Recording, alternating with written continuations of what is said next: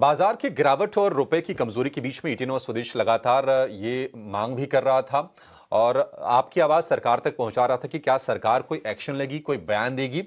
एक एक्शन आता हुआ दिखा है अहम रेगुलेटर, बैंकिंग रेगुलेटर आरबीआई की तरफ से कि आरबीआई आज से रोज वीआरआर ऑक्शन यानी कि वेरिएबल रेट रेपो ऑक्शन करेगी। इसका मतलब क्या है? इससे लिक्विडिटी को लेकर कितना फर्क आएगा, जरा ये समझ लेते हैं। हमारे सहयोगी अंकुर मिश्रा हमारे साथ जुड़ गए हैं। अंकुर, पहले ये बताइए कि ये वेरिएबल रेट रेपो होता क्या है और आरबीआई क्या कुछ करने जा रही है लिक्विडिटीज को लेकर। जी हाँ, बिल्कुल।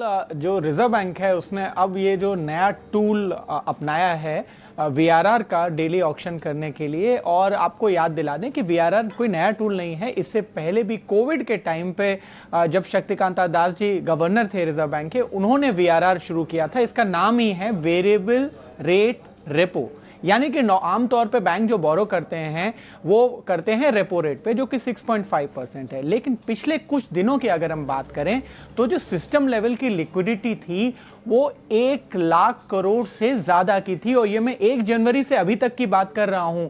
अगर मैं कुछ आंकड़े आपको बताऊं तो 13 जनवरी को जो सिस्टम लिक्विडिटी थी वो 2.5 लाख करोड़ के डेफिसिट पे थी। और जो लास्ट डेटा हमारे पास है वो 14 जनवरी का है, वो 2,09 करोड़ रुपए का सिस्टम लेवल डेफिसिट था।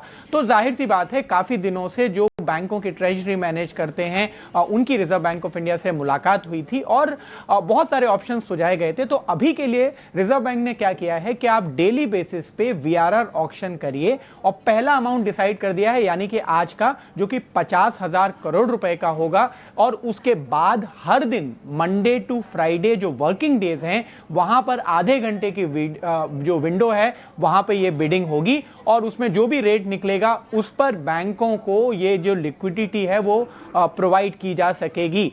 और इंपॉर्टेंट चीज यहां पे ये है कि जो कॉल रेट्स हैं, कॉल रेट्स का मतलब है कि जो इंटरबैंक रेट्स हैं उनकी जो रेट थे वो काफी बढ़ गए थे। 6.5% तो आपका रेपो रेट है, लेकिन जो रेट है ये 7% के ऊपर जा रहा था। ये तभी होता है जब लिक्विडिटी कम होती है, यानी उनको फंड्स कहीं से नहीं मिल रहे हैं, तो जाहिर सी बात है उनकी डिमांड बढ़ेंगी, डिमांड बढ़ेंगी तो रेट बढ़ेंगे।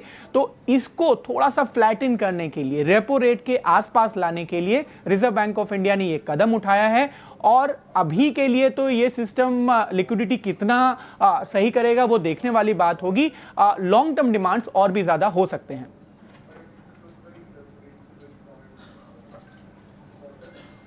की पूरी जानकारी है जो कि फैसले लिए गए हैं आरबीआई की तरफ से लिक्विडिटी को बेहतर तरीके से मैनेज करने के लिए।